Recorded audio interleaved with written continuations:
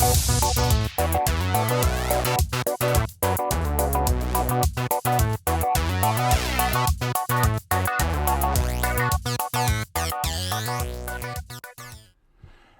there. I think I'm the only one on YouTube who did an Obi-Wan review last week and did not make a hello there joke. So let me make up for that now. Hello there. Welcome to Alyssa Jean's Reviews. And today I am reviewing Obi-Wan Kenobi Episode 3 or Part 3, whatever you want to call it. It's not really a season. Can't really call it Season 1. So it's Part 3, whatever. You know what I'm talking about. Number 3. So, spoilers, of course, if you have not seen this episode up through the end. Now, let me go ahead and just jump into it. So, I am really, really enjoying this show. This was another solid effort. I will say that the plot itself is nothing particularly original. We've seen this kind of thing go a zillion billion times where our good guys are on the run from the bad guys and they're using aliases and they almost get caught a couple times and then they end up having to fight the bad guys and that sort of thing. It's something we've seen a million times. However, they did this trope particularly well. If you're going to do something that's been done a million times, own it, do it well, and they did that in this episode. And I particularly liked the interactions between Obi-Wan and Leia. I have now moved completely past the whole General Kenobi, you served with my father thing, whatever. This is good stuff. So I am totally on board. And I'll get into that a little bit more when I get into the details of this episode. I want to talk about some of their interactions, particularly when it relates to Padme. But let me not ignore the Darth Vader in the room. So I have to talk about right up front the fact that Darth Vader is fighting Obi-Wan in this episode. And we've actually known about this for months. This is not from leaks. This was like the official announcement that Hayden Christensen would be in it. He would be returning to play Darth Vader, although he only plays Darth Vader when the helmet is off. I think there's some other dude playing him when he has the suit on. But we knew it was coming. We knew they were going to have this fight. And when I first heard about this months ago, I had some trepidation about it. And my trepidation does come from one particular line in A New Hope where Darth Vader says, "When we last saw each other, I was the pupil, and now I am the master. Only a master of evil doth." So that very clearly implies that they had not seen each other since the Revenge of the Sith times. However, I have grown to be okay with it. I've made my peace with it. And in fact, if you just take away that one line, everything else actually makes more sense when you try to line it up to the prequels. Because the way that they are kind of fighting in A New Hope and they're just all, Lexi-doo-doo-doo, like, only a master of evil doth. There's not that emotion that should come if that's the first time that Obi-Wan has seen Anakin since episode 3. And this is what we're seeing here, where Obi-Wan is like, "Anakin, what have you become?" And creepy response from Darth Vader. Really stab in the heart response from Darth Vader. "I am what you made me." Ooh, Obi-Wan. See, that's the kind of stuff we need to see. Then this makes more sense coming out of at the end of episode 3. Also, in A New Hope, we have Obi-Wan explaining to Luke about Darth Vader. "Oh, he's more machine than man now." How would he know that based on the ending of episode 3? He just leaves him there to die and then runs off, and then he's in isolation. He's totally disconnected from the news. He's not paying attention to what's going on out there. So how would he know about Darth Vader if he didn't meet him at some point? So that all lines up to me. So it's really just that one line. Everything else I think lines up better between episode 4 and episode 3 with this scene inserted in there. So I actually am feeling quite okay with this. And as I said last week, do you want to watch this show or not? Do you want this show to exist?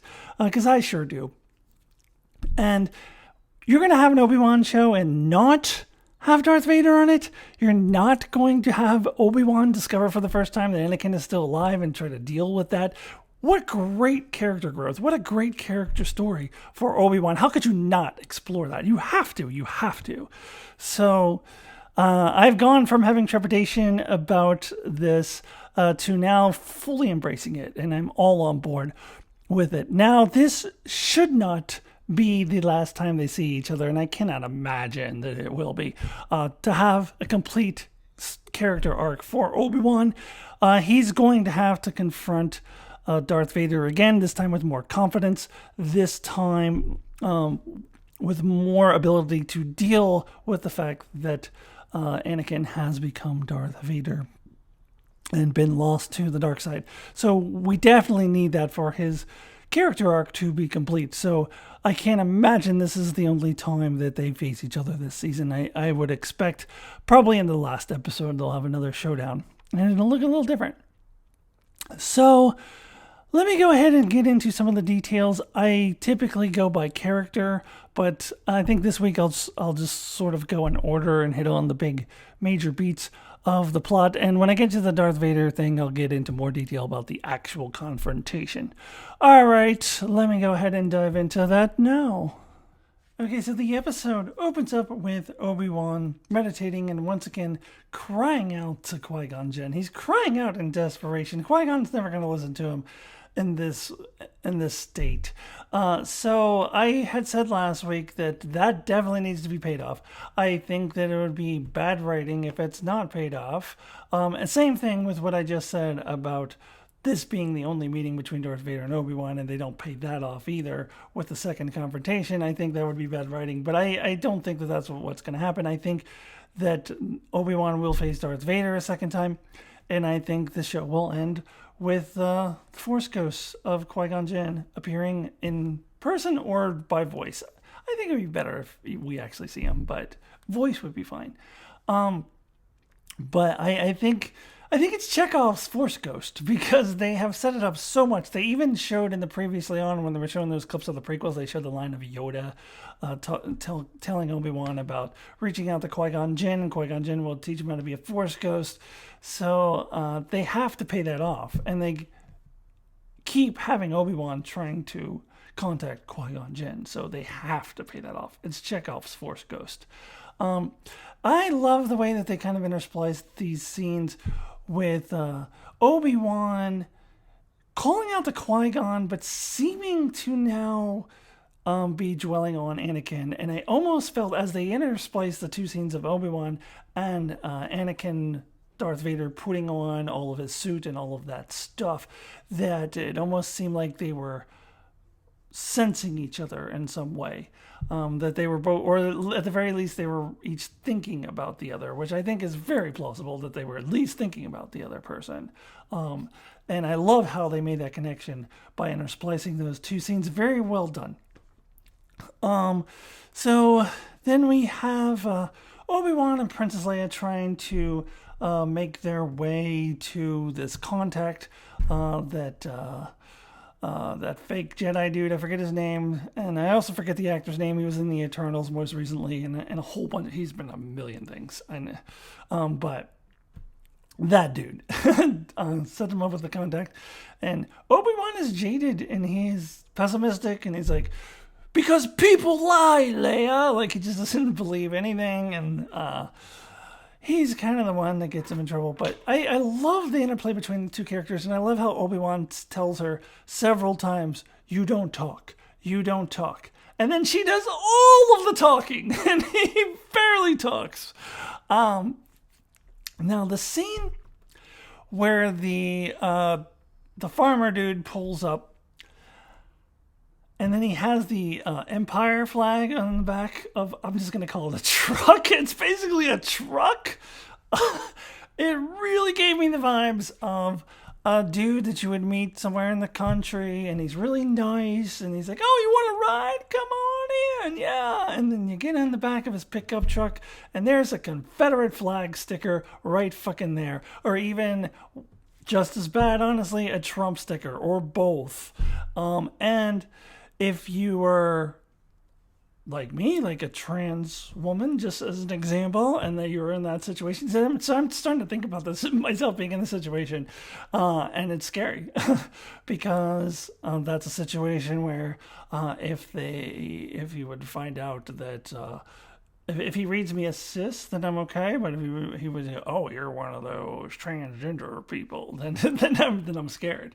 Or if you were, say, a minority in that situation, it could be scary. So that's where my brain went watching this. I think it very much had to be intentional that it was mirroring that kind of situation where the Empire flag, I think, is like a Confederate flag, honestly. Except that here the Empire still is in power and it didn't lose a war 200 years ago. Anyways, I'm getting off topic. Or, I'm sorry, 150 years ago, whatever. So, I'm getting off topic. But, so, this is where, this is very tropey. Stormtroopers get on and it gets, the tension gets raised up. But what I love is the interactions between Leia and Obi-Wan. And Obi-Wan accidentally calls her Leia and says, "Oh, well, I'm sorry. That's her mom's name. Every time I look at her, I see her mom." And he was telling the truth there. And Leia, super smart as a whip. She picked up on that. And I absolutely love that conversation they have about Leia's mom. And I also mentioned this for episode 2 as well, with the Padme references. And the reason why I really love this is because it is really creating strong connective tissue between episode 3 and episode 4, and between Padme and her daughter, which really the original trilogy only focused on Luke and Leia's relationship to their father, and it didn't get that deep into it either, but it was 1000% focused on their father. Their mom was barely mentioned. There was a line where Leia said in Return of the Jedi that she had some vague flashes of memories of her mom and her being very beautiful, and that's the only mention of Luke and Leia's mother we ever got in the original trilogy. So they've never explored that. So I love that they're diving into that. That is uncharted territory. They haven't done that. So I absolutely love it. And I just love the chemistry between Ewan McGregor and this girl who's playing Princess Leia. As I said last week, she's fantastic. So that's what really made the episode for me, honestly, because otherwise it's just like, whatever. So then they get, confronted by the stormtroopers, and, the redneck trucker guy with the Confederate flag, of course, is going to turn them into the cops. Of course he's turning them into the cops. You can't trust that guy. And so, Obi-Wan, not ready to use his lightsaber yet, pulls out the blaster, blasts all the stormtroopers, and then that one stormtrooper falls onto those lasers and gets cut in half. I'm like, whoa, whoa. I mean, I realized Darth Maul got cut in half too, but still, wow. Then they get to the other side of that thing, and here comes more stormtroopers, and we see a shot from the trailer of an Imperial officer played by India Varma, who I know most notably from Game of Thrones as Ilaria Sand, and we've seen her in the trailer a bunch, and I just assumed, seeing her in the trailer, she was, as she appeared, an Imperial officer, but then immediately she starts shooting the stormtroopers, and we find out that she actually is on their side. So she's trying to get them off to safety. She's actually the contact they were supposed to meet. Obi-Wan left too early because he was so pessimistic, because she went there to get them, and they had already left. So it's Obi-Wan's fault for being so pessimistic. But anyways, so they then go off, and she's trying to shuffle them to safety. And I want to talk about when they go into this little hidden room, and that's like the room where it's like the Underground Railroad for Jedi or Force sensitive people. That and Obi-Wan sees, some of the other Jedi, they're writing their names on the wall, like, and looking at who was there. So Obi-Wan sees the name Quinian Voss and says, "Oh, Quinian Voss is still alive, huh?" And she's like, "Yeah, he comes through here sometimes." And I didn't know who that was, but of course I watch a lot of other nerdy YouTube videos where they can explain stuff like that to me. And apparently he was some dude, like originally like kind of in the background in the Phantom Menace, and there's a deleted scene in Revenge of the Sith that actually I think showed him getting killed, is what I understand, but apparently that deleted scene is not canon because he's still alive. And he apparently appeared in one episode of season 3 of the Clone Wars, and one of the videos I watched they showed who he was, and I was like, oh yeah, I vaguely remember that dude, but it's some obscure Jedi. That's what I love about Star Wars, is they just bring out all the most obscure characters and bring them to the forefront, and I almost wonder if we will see this character. I almost think we kind of have to. So that's kind of interesting to bring in some other previous Jedi. Now, before I get into the big confrontation, I do want to talk about the Inquisitors a little bit. They're still acting like the Grand Inquisitor is dead, but he's not. He's in Rebels 5 years later. So I almost wonder if Vader is kind of manipulating the third sister, Riya, and the Grand Inquisitor is off in some back room in a bantha tank, and Vader's using her for his own purposes, whatever. I don't know what's happening there, but we know the Grand Inquisitor is not dead, and I don't believe for a second that this is a different dude than the one in Rebels. I think it's got to be the same guy. So I'm just curious where they're going with this. On one of the videos I watched, somebody said that one of the writers, producers, somebody behind the scenes had mentioned that he's still alive. They just don't want him to be the main part of the story. I don't know. We'll see. We'll see about that. Riya is okay. I kind of, I feel like there are people who don't like this character. And in fact, I think a lot of that is racially motivated, as the actress has come out and said that she's gotten a lot of hatred, which sucks. But just not even, thinking in racial terms, just as far as the character herself, I don't have a big problem with this character. I think that some people even have a problem just with the character. I think she's fine. I don't think it's like one of the standout characters in Star Wars, but I think the character fulfills her role. And I am curious about her backstory because there is a lot of speculation that she was one of the young Padawans at the beginning of the first episode. So I think that I'm interested in that. So this character's fine. So then we get this big confrontation. Of course, it starts off with a brilliant entry by Darth Vader. Like, it made me feel like I felt when I very first saw him when Star Wars came out, because it wasn't called A New Hope. It was called Star Wars. And when it first came out and I first saw Darth Vader walking ominously through that spaceship going, they really did a great job of recreating that ominous feeling and him just slowly walking. Actually, there was a lot of walking in this episode. They also had a big epic walking scene with the third sister, like taking 10 minutes going with dramatic music. A lot of great walking scenes. They did walking very well.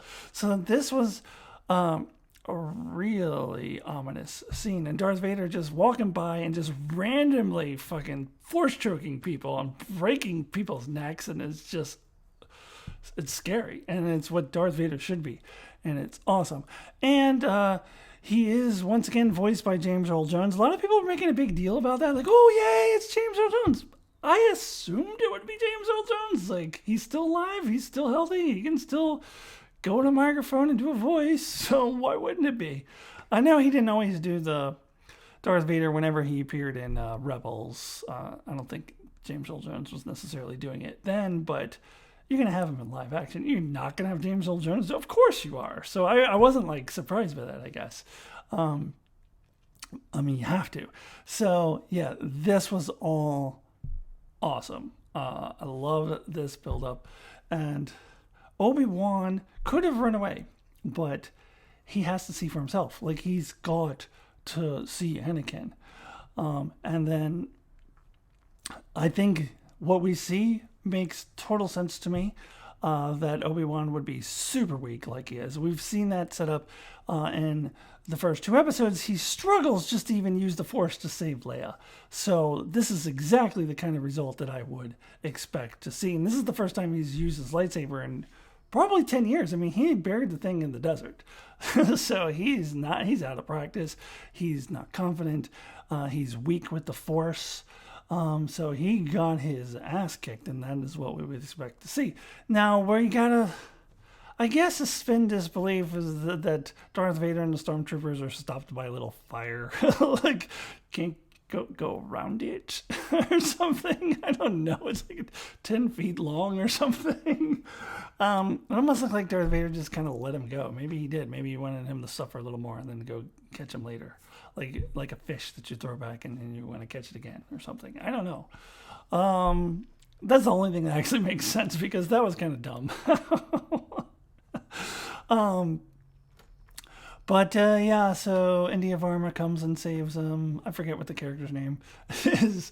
And with that droid. That droid is cool. The loader droid. I like how earlier scene he had the little hammer hidden behind his back and he didn't have to use it. Yeah, so that happens, and as I said before, we absolutely have to have another confrontation between the two. And then we end in a cliffhanger because Riva's got Leia. So what's gonna happen now? I'm into it. What's gonna happen? Like, I want to know. I didn't get leaks for the next 3 episodes like I did for the first 2. So I'm excited. I'm super excited to see where they're going with this, and I'm loving it. I'm loving the character development. I'm loving what they're doing with Obi-Wan. I'm loving what they're doing with Leia, and I've decided to overlook the breaking of canon because in a lot of ways it still matches up. Episodes 3 and 4 match up better now with some of this stuff, as I mentioned before. So I'm into it. Loving seeing Darth Vader as well. Oh, and I should mention we did get our first shot of Hayden Christensen when Obi-Wan saw that like hallucination of Anakin standing there at one point. Hayden Christensen was really pumped up as being a part of the show, so I assume we're going to get some flashbacks. I think it would be awesome if we got some flashbacks from the era of the Clone Wars animated show, but in live action. That would be really cool, actually. So we'll see. We shall see. All right, let me go ahead and give my rating out of 10, 1 being the lowest possible score, 10 being the highest possible score. And I gave each of the first 2 a 9. I was all prepared to give this one an 8, but as I talked through it, I give it an 8.5. I still think it's slightly less than the first 2, but I'll give it an 8.5. And I'm loving this series. I'm loving the character work they're doing. I'm loving the acting, at least from Ewan McGregor and the girl who plays Princess Leia. Loving the acting there. So can't wait. We're already halfway through, but I can't wait to see the final 3 episodes. So join me again next week as I review episode 4, chapter 4, whatever you want to call it. And also join me for my Star Trek Strange New Worlds coverage. If you watch Star Trek as well, I will be doing that on Thursday. So my review for season 1, episode 5 will be out tomorrow. All right, everyone, have a good day. See you